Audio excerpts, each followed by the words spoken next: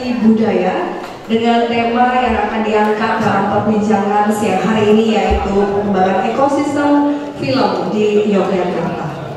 Baik, sebelum memulai rangkaian kegiatan pada hari ini, kita akan mengawali dengan doa menurut agama dan kepercayaan masing-masing. Berdoa, disilakan.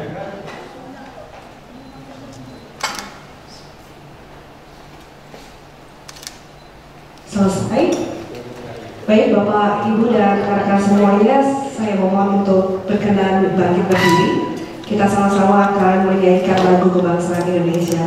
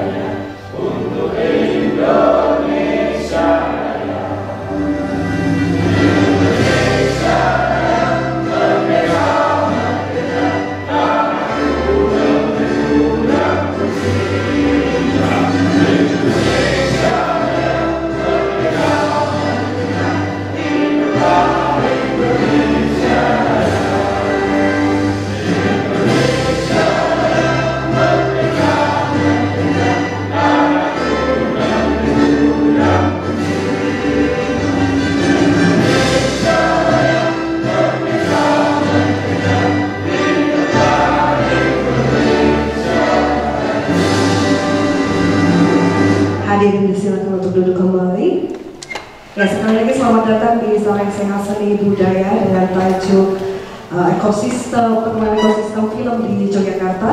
Ini merupakan program rutin dari Taman Budaya, khususnya di seksi bidang dokumentasi dan juga informasi. Pada siang hari ini kita akan sama-sama berdiskusi gitu dan mendengarkan paparan materi dari 4 narasumber yang tentunya sudah tidak asing di dunia perfilman di Yogyakarta. Ya, sebelumnya kita akan mendengar sedikit pemaparan singkat mengenai tema Sarasehat pada siang hari ini kepada Mas Roni Ramadan. Beliau adalah dosen dan juga praktisi CCTV. Disilakan.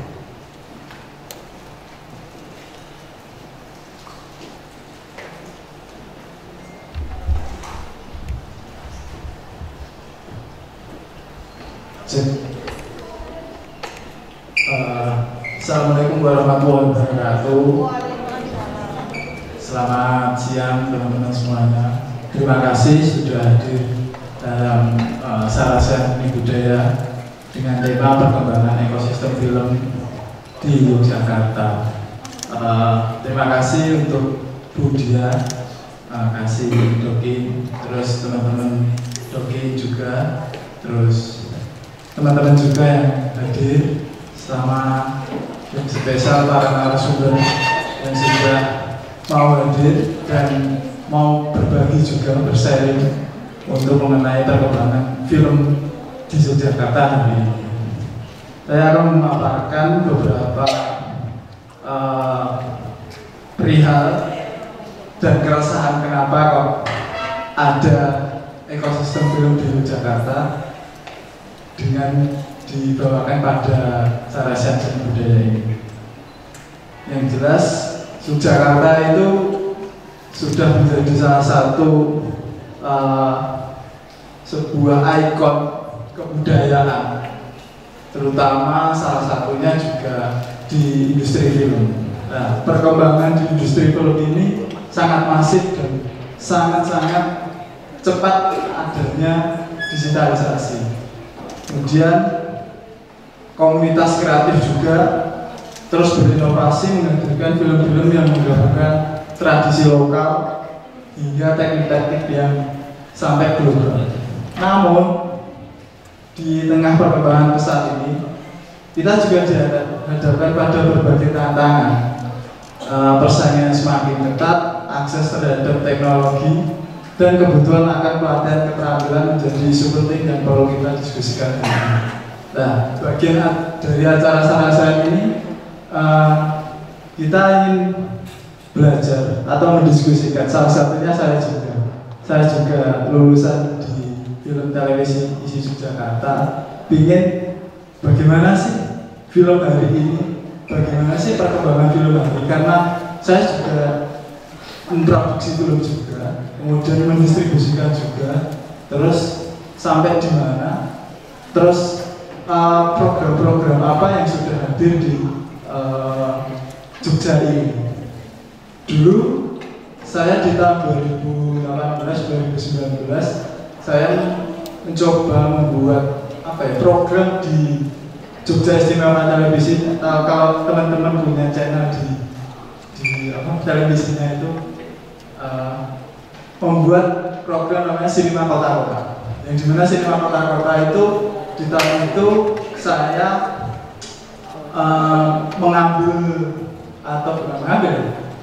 menjembatani teman-teman film lokal untuk bisa ditayangkan dan secara global bisa ditonton oleh masyarakat luas. Misal dari IKJ, dari ISI, KRB, terus UMN itu bisa ditayangkan di Jogja Istimewa Televisi itu. Salah satunya dengan program Sinema Kota-Kota. Itu berjalan selama 1 tahun. Kemudian ada regulasi yang dimana semua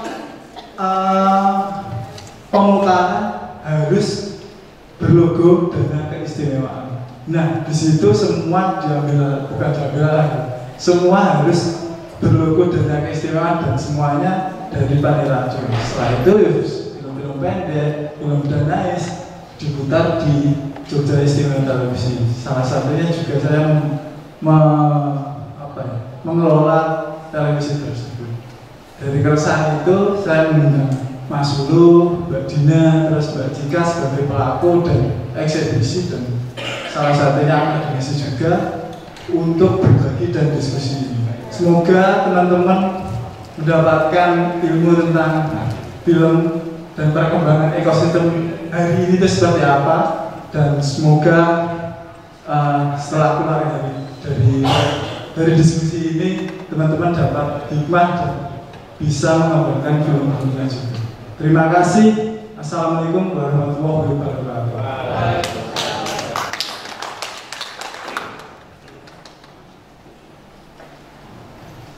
Ya, baik, terima kasih atas pemaparan singkat dari Mas Roni. Baik, ini kita masuk ke dalam inti dari acara kita. Tentunya kita akan panggil 3 narasumber kita yang luar biasa bersama dengan moderator. Saya akan panggil mulai dari moderator kita, yaitu Mbak Rimanda Tasya Febriliani.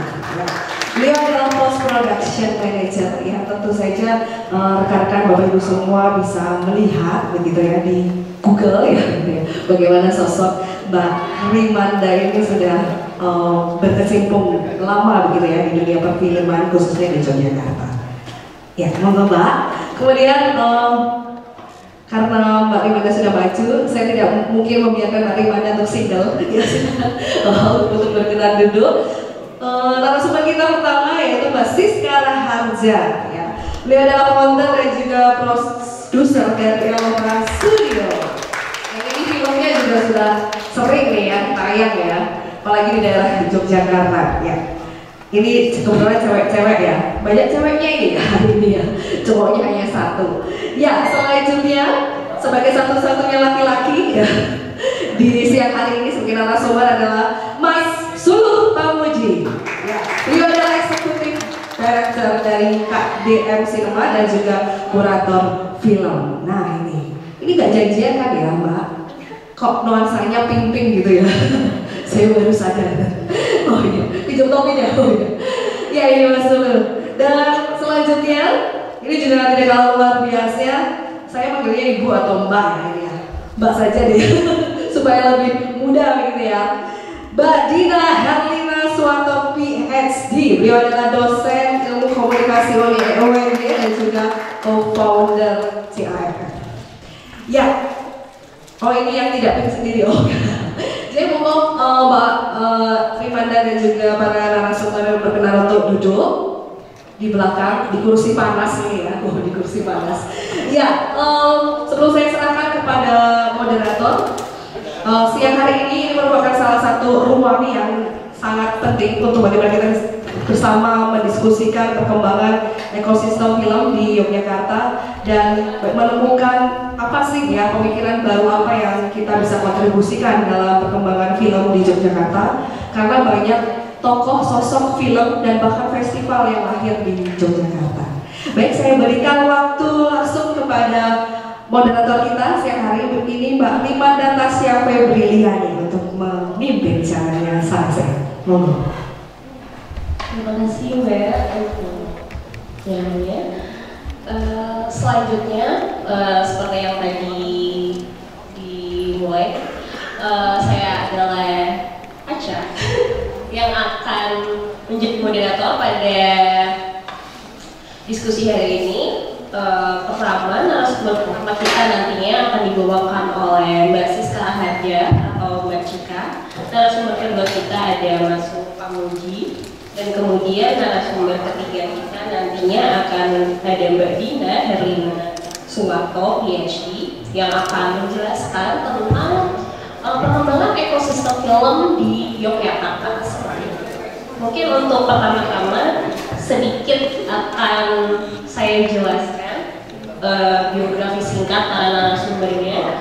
Untuk narasumber pertama nanti Mbak Siska Ahadja, lulus dari jurusan film dan televisi ISI Yogyakarta dan mendirikan Kami Sinema pada tahun 2005. Pada tahun 2013 ia mendirikan Elora Film, sebuah perusahaan produksi besar yang berfokus pada film acara TV, iklan dan dokumenter. Dan Mbak Siska telah menghasilkan beberapa film pendek dan salah beberapanya ada Lost Wonders dengan direktur Mas Nurul Hendra di tahun 2015, Flowers in the Wall oleh Mas Eden Junjung di 2016, dan Hura oleh Mas Eden juga di 2019. Film-filmnya telah mendapat pengakuan termasuk di 3 penghargaan seperti Juri Award di Short Film Festival Malaysia 2020, dan saat ini Mbak Siska adalah direktur di Kota Baru Heritage Film Festival dan mengajar di Jogja Film Academy.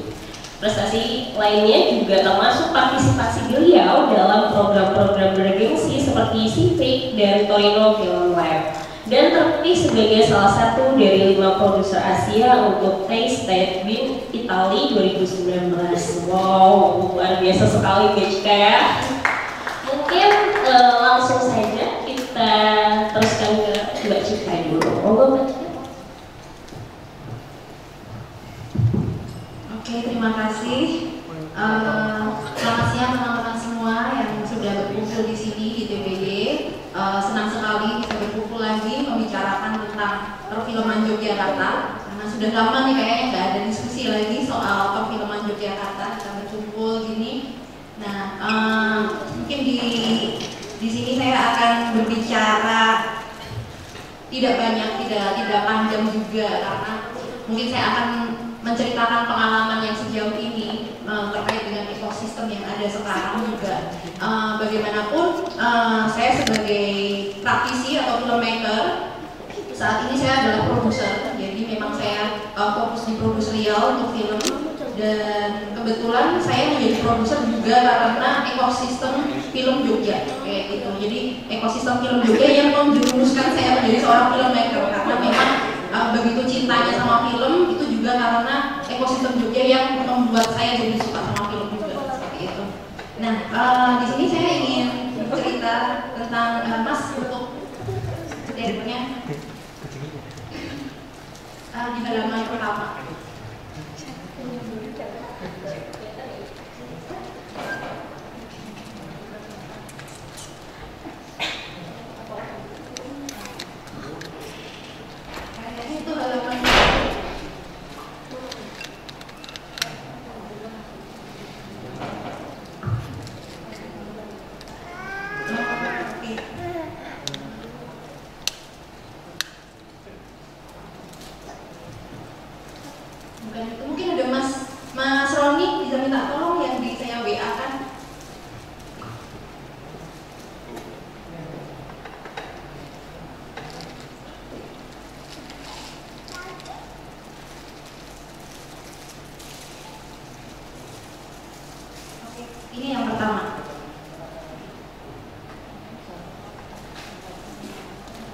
terima kasih.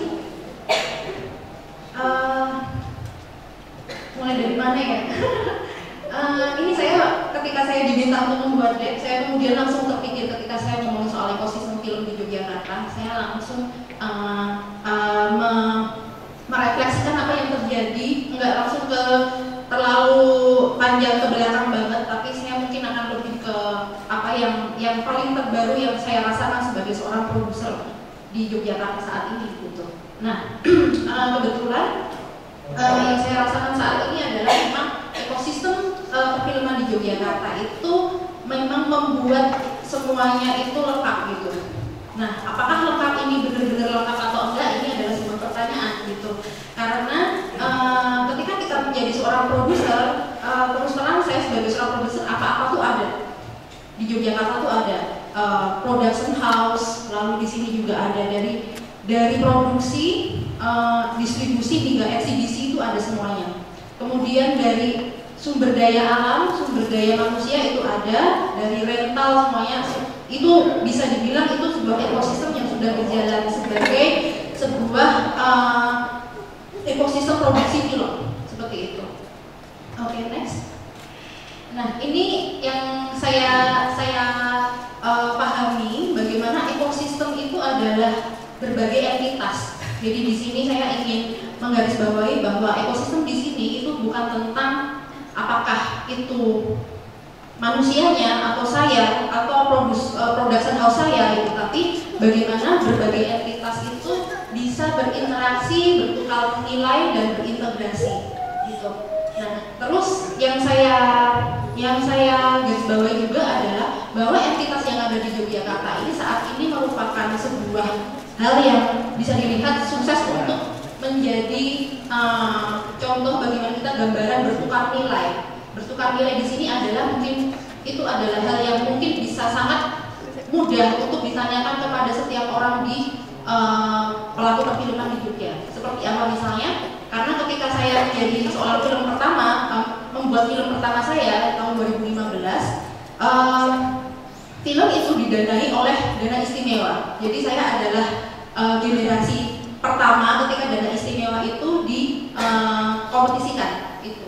Ya, di situ terus saya membuat film pertama saya adalah Lost Wonder dengan Lulu Hendra, dan saat itu film itu yang membuat saya kemudian berani untuk melakukan kerjasama juga co-production, atau mungkin bukan co-production tapi dengan cara kerjasama dengan rental Jakarta kayak gitu. Terus saat itu saya merasa bahwa ketika saya mendapatkan proyek film itu dengan waktu itu saya ingat sekali dananya 200 juta potong pajak, itu gede banget waktu itu, sungguh sangat besar bagi seorang filmmaker. Lalu kami sangat bahagia, lalu itu membuat kepercayaan diri kita melambung gitu, melambung sungguh sangat besar sampai kita tuh berani, ayo kita ke rental ini atau apa, kita cari sponsor kita ini gitu. Jadi sebenarnya kapital atau modal itu tuh ternyata ada hal yang membuat, tidak hanya membuat itu bekerja, tapi kepercayaan diri itulah yang juga membuat semuanya itu bekerja gitu.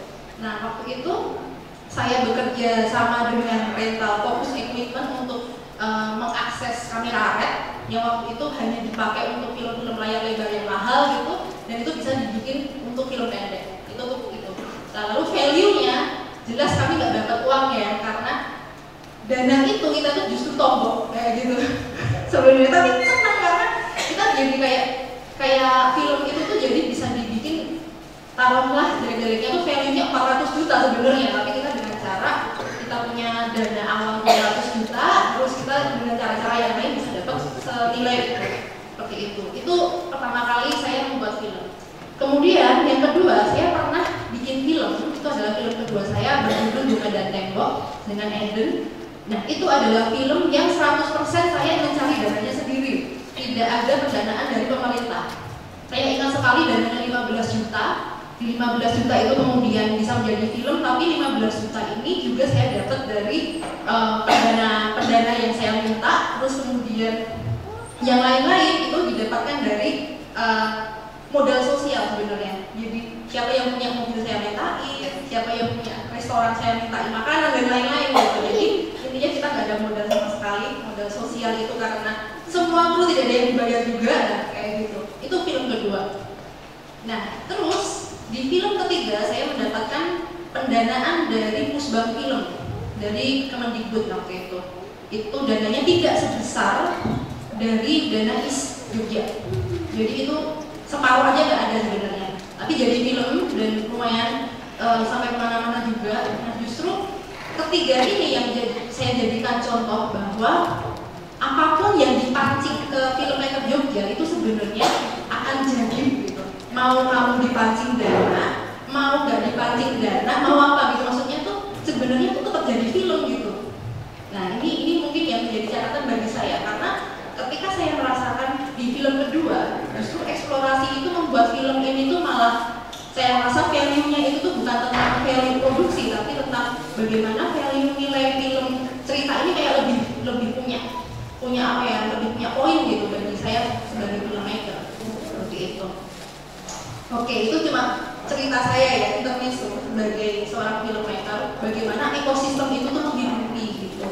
Nah, itu yang saya bilang bahwa itu bertukar nilai. Jadi kalau dibilang bahwa Yogyakarta filmmaker itu terbiasa bertukar nilai, ya itu sangat terbiasa gitu.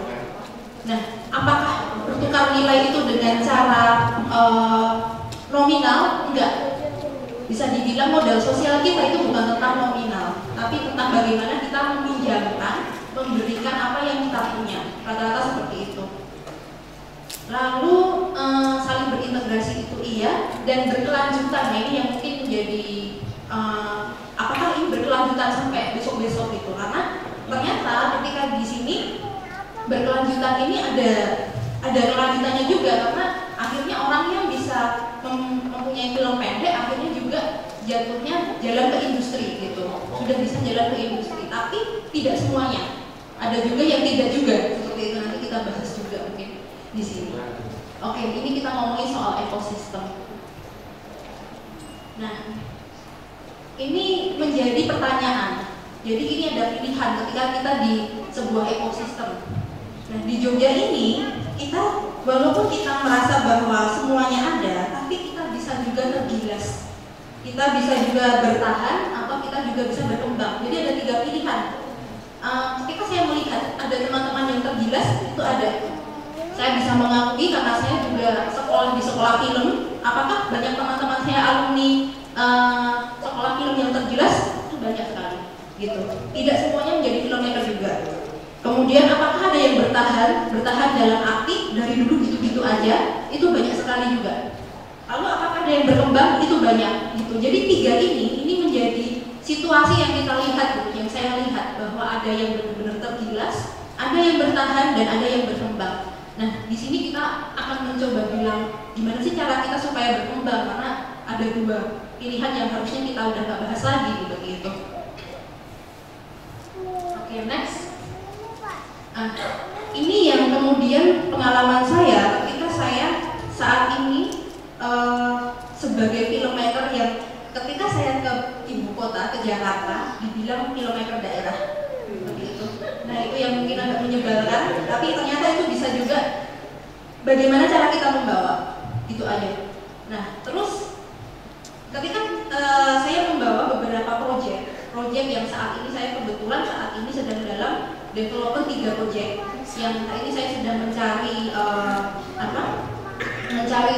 investor dan untuk bagaimana kelanjutan proyek tersebut gitu. Nah, ketika kita berjalan, saya jadi menemukan bahwa ternyata ekosistem yang kita hadirkan di Jogja yang saat ini kita merasa nyaman, itu tuh masih banyak lubang-lubangnya kayak gitu. Jadi ketika saya sebagai seorang produser, saya harus berperang dulu nih ke ibu kota. Untuk apa? Untuk mencari bagaimana proyek ini menjadi siap untuk diproduksi. Sedangkan di Yogyakarta itu tuh kayak tinggal nunggu aja perang itu selesai, saya ke Jogja tinggal membawa proyek yang siap diproduksi dan diproduksi di Jogja kayak gitu. Jadi saya akhirnya lama-lama saya melihat polanya gitu, perangnya di Jakarta atau mungkin di mana kota-kota yang lain, tapi ketika dibawa ke Jogja itu bukan perang lagi, tapi sesuatu yang siap gitu. Akhirnya seperti itu. Ini untuk Jadi ketika saya merasa bahwa Yogyakarta itu adalah ekosistem yang benar-benar berarti nyaman gitu. Karena ketika kita ngobrol sama investor atau mungkin sama pendana-pendana besar di Jakarta gitu, ketika ngomongin Jogja gitu, apa yang mereka pikirkan adalah enak ya nanti produksinya di Jogja, gampang itu nanti di Jogja, semuanya dibikin gampang gitu, karena Jogja itu apa ada, itu kan. Ketika apa-apa ada itu jadinya zona nyaman juga bagi orang di luar Jogja, nggak cuma orang Jogja sendiri gitu. Tapi akhirnya Jogja itu tuh apa yang dibawa ke Jogja itu tuh bukan tentang sesuatu yang harus di-struggling gitu. Strugglingnya itu di luar, orangnya di luar. Ketika nyaman, udah bagus nih, udah enak, syutingnya di Jogja. Itu yang saya kok gini juga ya akhirnya ya. Nah ini yang dihadapi oleh produser-produsernya sebenarnya. Produser di Jogja itu berperangnya di luar, kemudian dibawa ke Jogja udah enak. Karena gimana pun syuting itu sesuatu yang mungkin strugglingnya nggak sebesar bagaimana kita mencari dana, mencari bagaimana sebuah proyek itu menjadi sebuah proyek yang firm, yang benar-benar solid, yang benar-benar secara kerjasama dikolaborasikan benar-benar bulat. Itu sebuah the real work gitu, the real strugglingnya itu di situ gitu. Nah ketika syuting, akhirnya industri itu memperlakukan ketika ada uang syuting itu akan jalan kayak gitu. Makanya saya juga ngerasa mungkin apakah ini ya yang membuat Jogja itu akhirnya jadi production service. Kita senang menjadi seorang kota yang dengan pilihan semua orang memilih Jogja sebagai tempat yang enak buat production gitu. Tapi apakah iya Jogja itu menjadi tempat yang tepat untuk berperan? Kan itu. Jadinya kita itu tuh nyaman sekali memang. Jadinya hal-hal yang tadi itu yang untuk mencari the real strugglingnya itu sebenarnya bisa jadi nggak di Jogja sendiri gitu. Jadi ini sudut pandang musik aja ya. Seperti itu.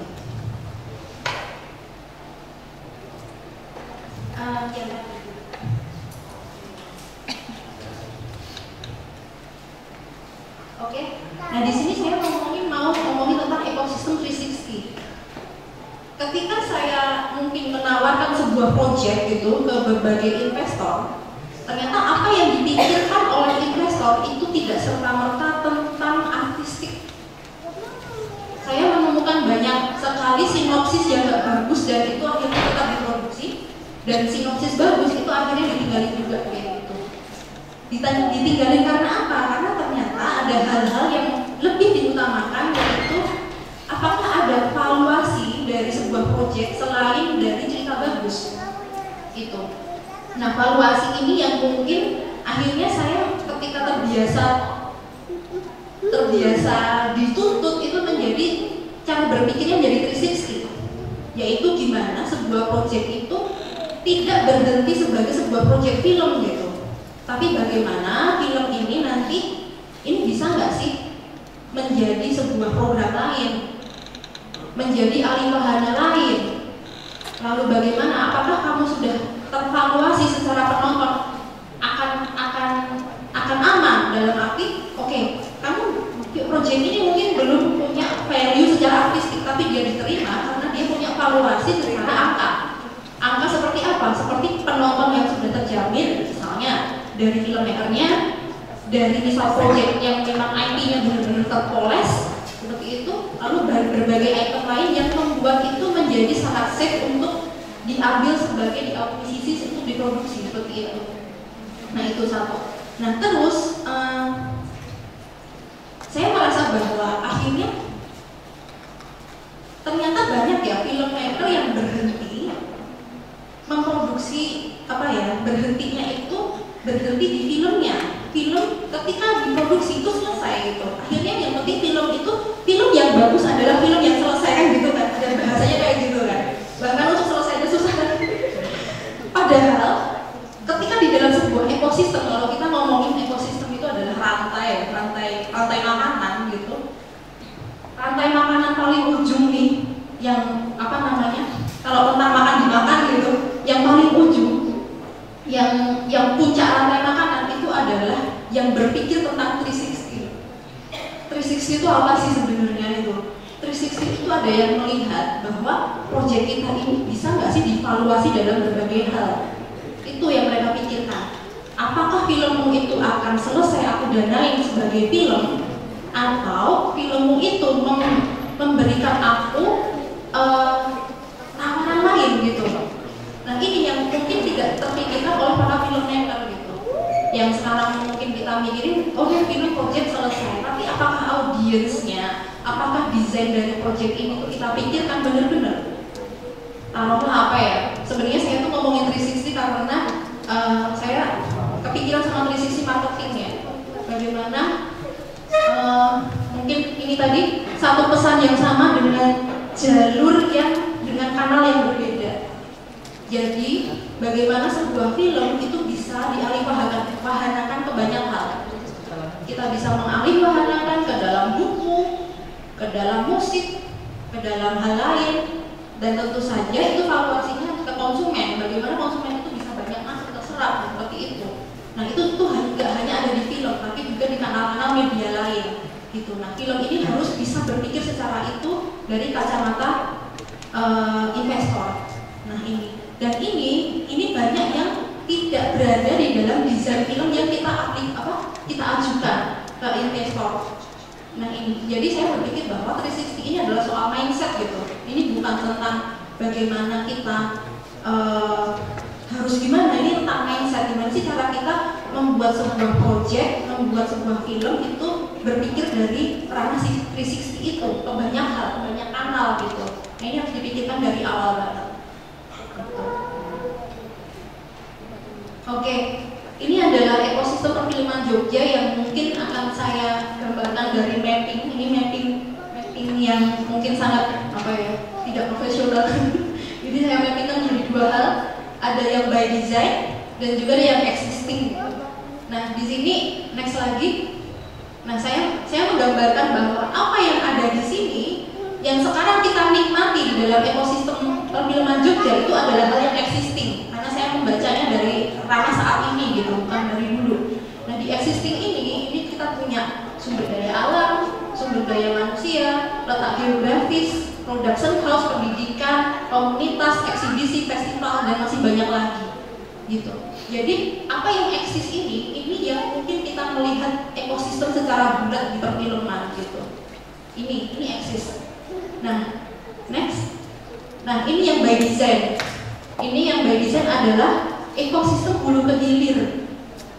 Nah hulu ke hilirnya ini apakah benar sih kita yang sekarang kita rasakan ekosistem yang sudah ada ini adalah benar-benar hulu ke hilir gitu?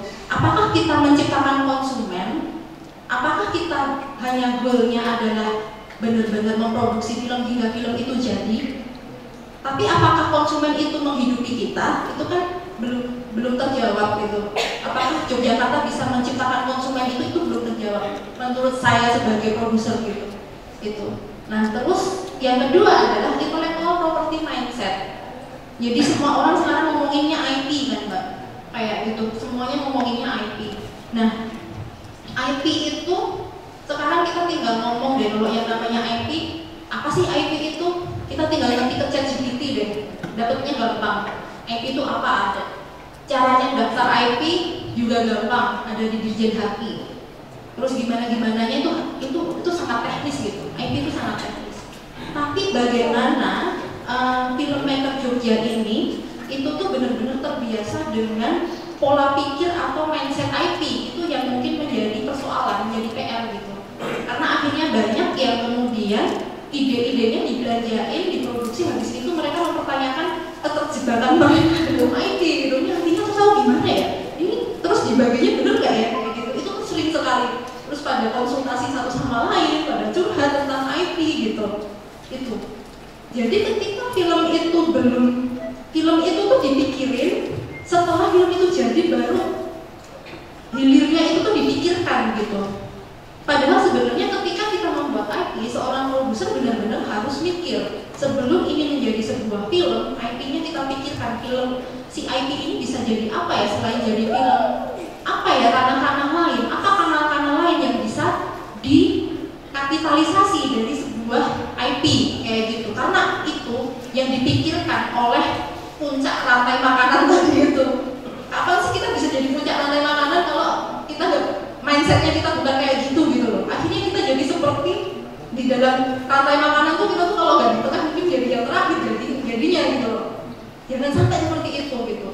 Supaya kita bisa berpikir bahwa mindsetnya itu adalah seorang yang punya kapital, punya investor, atau punya investasi dan lain-lain, itu memang mindset mereka adalah 360. Itu yang saya temukan saat ini gitu. Ketika saya apa ya, saat ini struggling dengan beberapa proyek yang sedang saya lakukan dan seperti itu.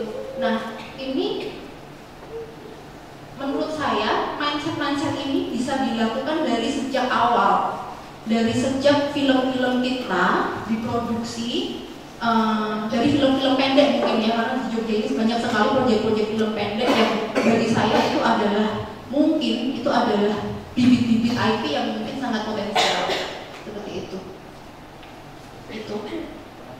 Next lagi, oke. Itu tadi. Jadi Yogyakarta berhati nyaman itu adalah cara berpikir setiap orang tentang Jogja, tentang ekosistem Jogja, tentang kita. Kita sebagai filmmaker kita merasa nyaman, orang luar sebagai outsider mereka melihat Jogja itu sangat nyaman. Lalu di atasnya bagaimana kita bisa menjadi Yogyakarta berhati 360 juga, gak cuma nyaman gitu. Saya berpikir bahwa ketika saya pernah itu ada beberapa proyek saya, kemudian kita ngobrol dengan pemegang keputusan, yang dimana pemegang keputusan itu nggak tahu apa-apa soal film. Itu yang membuat saya sebagai seorang filmmaker, kok iso dari pemegang keputusan. Dia nggak tahu apa-apa soal film, dia nggak tahu tentang babak, nggak tahu tentang sequence, tentang dramatika, nggak tahu sama sekali, kayak gitu. Tapi itu berjalan, semua orang mencari dia. Itu yang saya agak aneh. Lalu kemudian saya melihat banyak sekali proyek-proyek yang dibawa dan juga mengalahkan banyak proyek-proyek lain gitu, yang mungkin bagi saya padahal bagusan ya diambil, tapi kok itu bisa kalah ya kayak gitu. Itu saya jadi, ini yang salah saya apa-apa. Lalu kemudian saya jadi berpikir, jangan-jangan yang salah itu mindset saya ya gitu. Ini kita jadi ngomongin juga soal mindset. Jadi saya merasa gini, seharusnya Jogja itu ketika benar-benar bisa belajar tentang mindset bagaimana kita berpikir tentang sebuah produk itu secara 360, secara valuasinya itu tadi itu, bagaimana memberi nilai tambah pada setiap proyek gitu, itu pasti kita akan jadi mungkin akan sangat super gitu. Karena apa? Karena kita punya passion. Dimana orang nggak punya passion itu bisa, kita punya passion loh. Jogja itu saya rasa adalah filmmaker yang benar-benar saya temukan banyak sekali yang benar-benar berangkat dari passion gitu. Lalu skill tentu saja punya. Nah, how to sell itu yang mungkin belum. Ini mungkin tidak banyak orang yang punya begitu. Nah, ini tadi terus.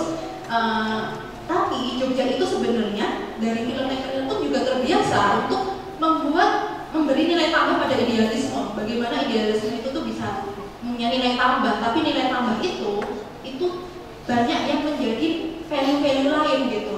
Apakah itu menjadi value secara nominal, itu yang menjadi pertanyaan. Karena akhirnya nominal itu yang akan menghidupi secara industri juga gitu. Itu pertanyaan dan mungkin sebuah temuan gitu. Nah ini mungkin yang menjadi salah satu summary saya adalah, bisa nggak sih kalau kita lebih menekankan ke kolaborasi secara 360. 360 itu apa? Bahwa ekosistem film itu ini bukan tentang tadi itu ada produksi, eksibisi, festival dan lain-lain selesai di situ. Enggak. Bisa jadi di Jogja itu tuh kita punya banyak Silicon Valley-nya Jogja. Silicon Valley dalam arti tempat-tempat startup teknologi yang sangat mana-mana sekarang ke Jogja semua. Ada kantor Shopee, ada apa, itu semua ke Jogja larinya sekarang. Lalu bagaimana ranah-ranah industri lain selain film itu juga ada di Jogja. Ranah seni jelas kayak gitu. Nah, bagaimana kemudian kita melihat mindsetnya itu bukan tentang ekosistem filmnya, tapi bagaimana film ini berkolaborasi dan berkembang dengan ekosistem lain di luar film dan menjadi sebuah value yang lebih itu. Dan saya berharap itu akan menjadi menjadi industri film Jogja ke depannya. Terima kasih.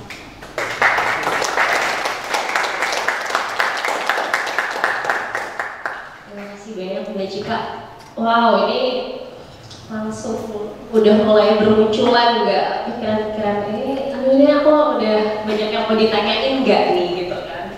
Menarik ya, kita ngomongin ekosistem film Jogja, ada 360, kemudian ada beberapa hal yang disinggung Mbak Cika kayaknya agak menggelitik saya juga. Iya juga. Mungkin juga teman-teman merasakan hal itu. Oke, tapi sebelum bertanya-tanya mungkin kita bisa lanjut nih ke Mas Suruh Pamuji, ke narasumber kedua kita. Mas Suruh Pamuji adalah Eksekutif Direktur KDM Cinema dan Film Kurator untuk Kota Baru Heritage Film Festival. Ia banyak menciptakan program eksibisi film dan program pengembangan ekosistem perfilman.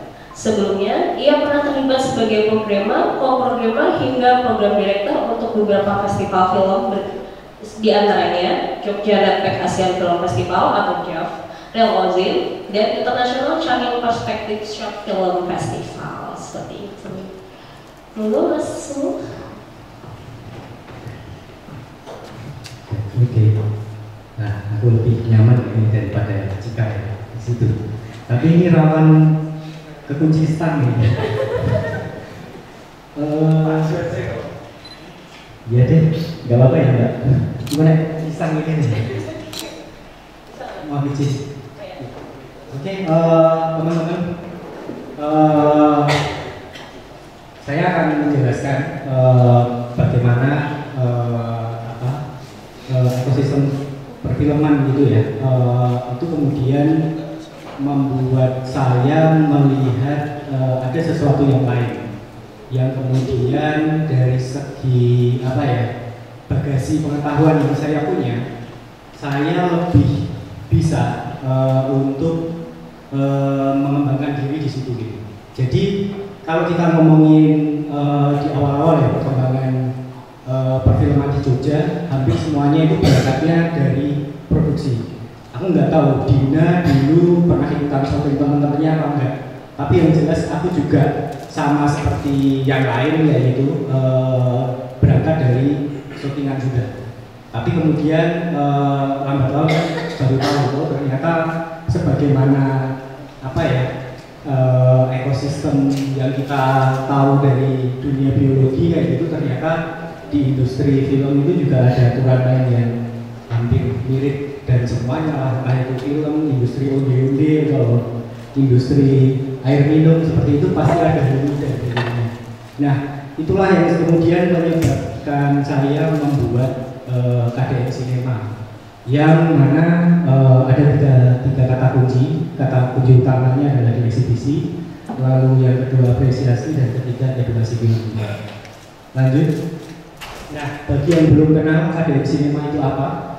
KDM Cinema adalah perkumpulan sinema alternatif Indonesia yang berbadan hukum, berdomisili di DIY, dan KDM mulai beroperasi sejak 11 Maret 2016. Sejak awal KDM mendedikasikan diri sebagai organisasi perfilman yang berfokus pada program pengembangan ekosistem eksibisi, apresiasi, dan edukasi film. Lanjut. Tiga kata kunci itu sebenarnya bisa dilihat di sini. Yang tidak berwarna itu tidak kami kerjakan. Jadi kami tidak mengerjakan produksi, kami tidak mengerjakan distribusi, tidak mengerjakan pemasukan, dan bukan menjadi bagian juga dari Badan Perfilman Nasional yang bawah itu stakeholder ya. Saya sudah kelar di Komisi Film Daerah 3 tahun kemarin juga.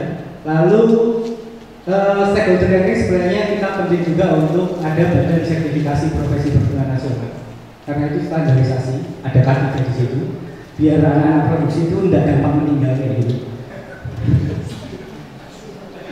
Lalu ada juga asosiasi profesi perfilman, termasuk ya sebenarnya nggak melulu soal asosiasi produser, nggak melulu soal asosiasi sutradara, tapi juga ada berkaji juga yang tentunya itu salah satunya gitu. Nah, intinya mungkin saya perlu tahu ada yang disalahpahami antara distribusi dan eksibisi gitu. Ini memang sesuatu yang hampir mirip gitu, karena distribusi itu berurusan dengan promosi, publikasi, pemasaran, penjualan kayak gitu. Eksibisi juga promosi, publikasi, pemasaran, penjualan kayak gitu. Cuman yang membedakannya distribusi itu terrepresentasikan dalam kata penyaluran, sementara eksibisi itu penayaan. Jadi bedanya adalah kalau distribusi itu persebaran film ke layar-layar, persebaran film ke layar-layar atau pemilik toko, pemilik etalase. Tapi kalau eksibisi itu ya pertemuan film, artinya aku yang punya tokonya ke penonton. Jadi seperti itu urusannya distributor biasanya ke eksibitor. Tapi kita melihat Indonesia akan sangat tidak match karena PH-nya juga melakukan distribusi dan langsung dealing dengan misalnya jaringan ya 21 seperti itu. Oke, kira-kira seperti ini. Aku nggak perlu detail-detail. Apresiasi adalah penerimaan film kayak gitu. Di sini ada penonton, pengkaji, peneliti dan lain sebagainya. Mau dianggap sebagai penonton ahli atau penonton yang sekedar konsumen itu bisa itu adalah bentuk dari apresiasi gitu. Sementara edukasi terbagi dua, ada pendidikan dan pelatihan yang sifatnya formal ataupun non formal. Lanjut. Nah, ini tadi sudah saya rangkumkan pertemuan, penerimaan, dan edukasi itu pembelajaran dulu. Lanjut. Nah, apa yang kemudian saya bikin kayak gitu? Jadi pertama saya melihat ada hal yang tampaknya kosong. Ketika waktu itu ada komunitas atau apa ya sebutannya ya, Kinoki namanya, yang dia itu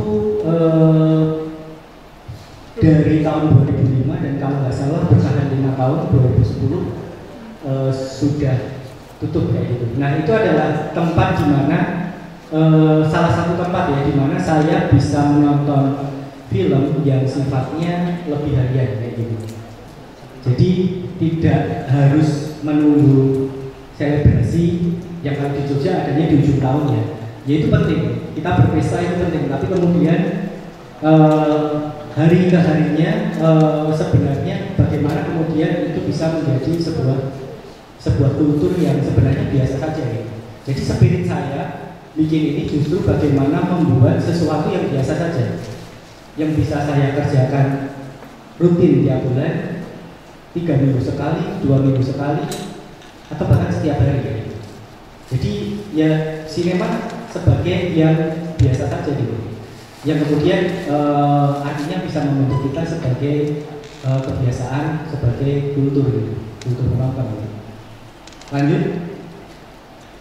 Ini program pertama yang saya bikin, KDU Series. Jadi sejak awal saya bikin ini selalu saya nomori karena saya kayak tahu bahwa kalau konsisten 10 tahun lagi, 20 tahun lagi itu nomornya akan naik sampai ke berapa gitu. Nah, program pertamanya ini. Program pertamanya adalah KDU Series, dimulai di Loop Station ya. Tahunnya 11 Maret 2015. Intinya adalah menggelar pemutaran yang bisa mungkin rutin dari per bulan gitu. Lanjut, inilah yang kemudian menyebabkan saya bisa membuat yang lain. Sinema Warga, lalu kemudian lanjut ada Youth Screen, lanjut ada Miss On Screen yang paling baru. Kenapa saya butuh membuat sesuatu yang lain yang kemudian bentuknya sebenarnya sama-sama eksibisi, kontennya program pemutaran film dan diskusi. Kalaupun ada konten lain misalnya tari-tarian atau gitar-gitaran atau nyanyi gitu, itu sebenarnya bukan acara ini, tapi kemudian itu hanya bisa jadi acara hiburan gitu. Saya membaca bahwa kalau kita masuk ke 21 dengan beberapa layar yang dia tawarkan kayak gitu, itu kan asumsinya kalau kita memang mau ke sebuah toko besar ya, ke mana misalnya paling populer apa sih toko besar, Lotte Mart atau Superindo kayak gitu, kita bisa menemukan barang-barang yang memang umum ya menjadi konsumsi massal gitu. Tapi kalau kita cari putus-putus sebenarnya kan nggak akan kita temukan di seperti ini. Makanya kita harus cari lewat Google Maps ya. Nah, KDM itu mau menjadi semacam itu. Karena itu istilahnya adalah niche, ceruk kayak gitu. Makanya kemudian ceruk ini ternyata tidak bisa digali secara lebar. Kenapa kayak gitu? Karena membuat seperti ini, saya sadar betul pelurunya itu cuma sedikit. Makanya kemudian kenapa butuh mensegmentasi penonton menjadi lebih spesifik itu karena pelurunya sedikit sebenarnya. Kalau misalnya pelurunya banyak, kayak bioskop jaringan, ya aku bisa menggait segmentasi yang lebih umum kayak gitu. Tapi karena pelurunya sedikit, ya udah, KDM series adalah untuk para sinefilia, sinema warga adalah untuk warga yang tinggal di ujung terluar dari sebuah daerah, kayak gitu, dalam hal ini DIY. Lalu Miss On Screen adalah untuk pembuat film yang beneran pembuat, bahkan film pendek pertama. Dan itu gak hanya pembuat filmnya, tapi audiensnya juga baru, dan ruang yang dijelajahi, ruang putarnya itu juga baru. Youth Screen untuk pelajar. Jadi memang kemudian kalau ditempatkan satu persatu menjadi penontonnya homogen, tapi kalau dilihat secara keseluruhan sebenarnya heterogenitasnya ada di hubungan antar programnya. Jadi untuk menyegmen semuanya itu nggak mungkin, karena intinya adalah aku yang sebut peluru, ibaratkan itu aku berkata peluru itu modal sebenarnya untuk terus berjalan. Lanjut. Nah, ini kami menggunakan sosial media sebagai bentuk dari apresiasi. Jadi konten apapun yang kami lakukan dan apa yang terjadi dan itu jadi dokumentasi lah, termasuk juga kalau di sosmed kan kita kenal ada beberapa pilar ya. Ya promosi salah satu, ada pilar edukasi, entertainment dan lain sebagainya begitu. Lanjut. Nah, untuk edukasi tiap tahun sebenarnya minimal satu batch ya, kami membuka internship. Nah, ini tujuannya sebenarnya ketika di awal-awal saya masih dibantu teman-teman yang sangat aktif untuk bikin film kayak gitu. Tapi kemudian bertahan setahun mereka sibuk dengan pekerjaan utamanya kayak gitu. Jadi ketika jalan tahun ke-4 atau ke-5 saya mulai berpikir bahwa sebenarnya apa yang saya lakukan itu membutuhkan SDM yang spesifik dengan departemen yang tidak sama dengan departemen yang ada di produksi. Jadi ada departemen program, ada departemen manajemen, ada departemen media, dan ada departemen teknik. Itu yang kemudian secara SDM dan secara disiplin ternyata butuh penataan dan pelatihan tersendiri. Karena ini adalah pekerjaan khusus sebagaimana seorang sutradara menyutradarai film. Ini perlu latihan seperti itu. Lanjut. Dan kemudian sangat butuh untuk tahu banyak wacana, tahu banyak isu, tahu banyak perkembangan. Makanya kemudian ada KDM Forum untuk membuat untuk kita tetap jadi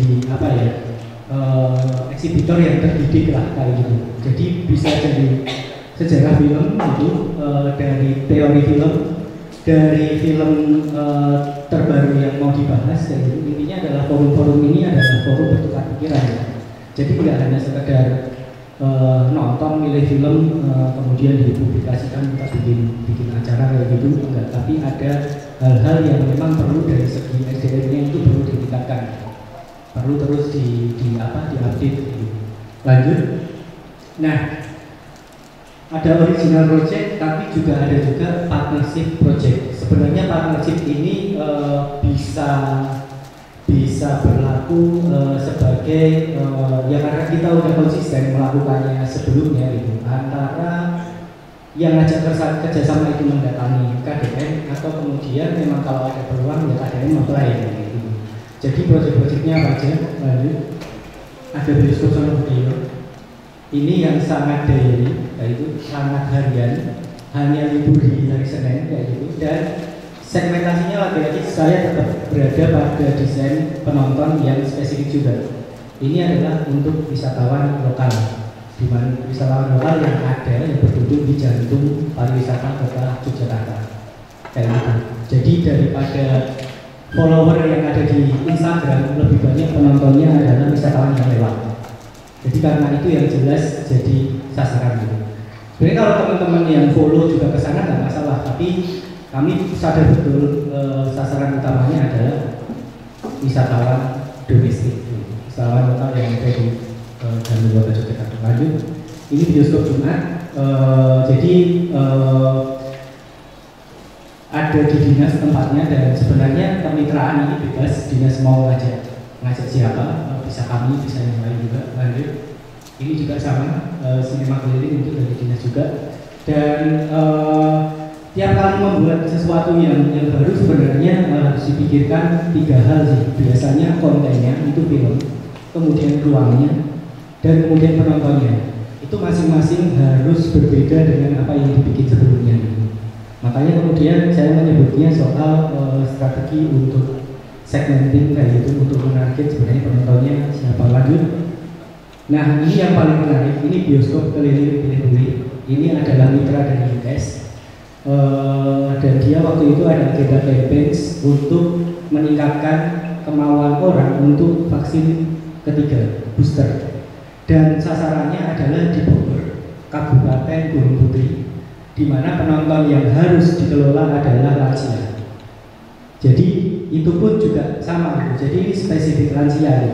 Jadi tantangannya ya bagaimana kemudian mengelola lansia itu untuk sampai dulu ke lokasi, dan kemudian mereka itu kan ternyata dari data ya riset itu yang paling tinggi untuk tidak mau karena hoax, karena sakit dan lain sebagainya, vaksin booster 3 jadi meriang dan lain sebagainya. Jadi di Bogor itu kayak ditemukan kayak gitu. Ini ada yang lain, langsung aja cinematic spot, movie sphere, terus lanjut movie hall, lanjut. Oh ya, yang barusan adalah itu dari brand gitu. Jadi bagaimana kemudian eksibitor itu juga harus mampu untuk menerjemahkan objektif yang diminta oleh brand juga untuk membuat aktivasi tertentu. Ini gala premier dan lain-lain gitu. Kurang lebih seperti itu sih. Udah selesai kan ya? Intinya kadang kita Jogja ini masih kencang ya biasnya antara kalau yang kita ngomongin perfilman yang ada adalah syuting dan syuting gitu. Padahal beberapa hal itu masih sangat kurang gitu. Maksudnya ada peran-peran, misalnya kita ngomongin dana keistimewaan, tidak pernah namanya hasil penelitian soal outcome atau impact kayak gitu. Nah sebenarnya kalau sadar pemerintah aja pakai ini untuk meriksa itu gitu. Karena kalau misalnya di Cika atau di aku, ya kalau dikerjain aku maksa banget gitu. Karena sehari-hari aku udah kebelet dengan program-program yang harus jalan gitu. Jadi untuk nangkap outcome dan impact itu sebenarnya butuh hal yang lain dan butuh objektivitas tertentu. Jadi itu perkembangan ekosistem film di Yogyakarta sebenarnya perlahan aja sih akan mulai lengkap secara berkesinambungan lah. Tapi kemudian sampai saat ini biasnya masih kencang banget di produksi film. Jadi seolah pelaku hanya ada di situ. Terima kasih.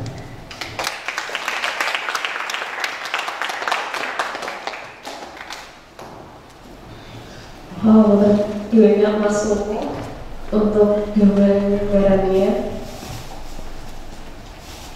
Oke, ditahan dulu ya kalau ada pertanyaan, karena kita masih punya satu narasumber lagi yang nggak kalah menarik.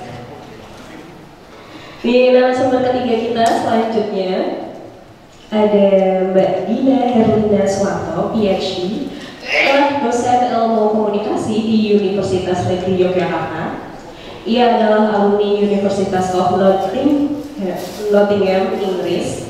Selain mengajar di kampus, dia juga memfasilitasi berbagai kegiatan perfilman seperti penulisan naskah akademik, penelitian kebijakan, workshop perfilman daerah, penonton dan arsip film, Ia menulis beberapa buku, diantaranya Krisis dan Paradoks Film Indonesia 2013, Pemetaan Pembuatan Film Yogyakarta di 2015, Menonton Penonton Khalayak Film Bioskop di 3 Kota di 2019. Artikel ilmiahnya di bidang kajian media terpublikasi di berbagai jurnal internasional dan nasional bereputasi. Ia juga merupakan co-founder Jogja Network Asian Film Festival (JOF) dan Kajian Film Indonesia atau KPIN yang tadi sempat disinggung oleh Mas Wo. Ia dapat dihubungi melalui email dina.herlina@uny.ac.id. Oke, kepada Dina dipersilakan. Terima kasih. Assalamualaikum warahmatullahi wabarakatuh. Siang-siang panas-panas ngomongin film ya. Biasanya film kalau diskusi film itu biasanya malam-malam ya. Sore-sore ini siang-siang ya nggak apa-apa. Mungkin saya mau cerita sedikit saja supaya nanti lebih banyak waktu untuk tanya jawab. Sebagian yang saya ceritakan ini adalah isi dari disertasi saya. Kebetulan saya menulis tesis tentang film independen yang ada di Jogja. Jadi dilihat dari production culture-nya, dilihat dari industrinya. Saya menulis bagaimana film di Jogja ini lahir, tumbuh dan berkembang hingga sekarang di periode 2000 hingga 2019 sebelum pandemi gitu. Karena setelah pandemi kayaknya banyak yang berubah ya, tadi Mbak Cika dan Mas Sulung juga sudah cerita banyak hal yang berubah, sehingga mungkin kita perlu sama-sama ini, Mas Roni, ini adalah diskusi yang tepat. Ini saat-saat yang penting bagi kita, mungkin teman-teman di Jogja di ranah perfilman mulai memikirkan apa yang perlu kita persiapkan lagi setelah ini, karena nampaknya Jogja sudah sangat berbeda dibanding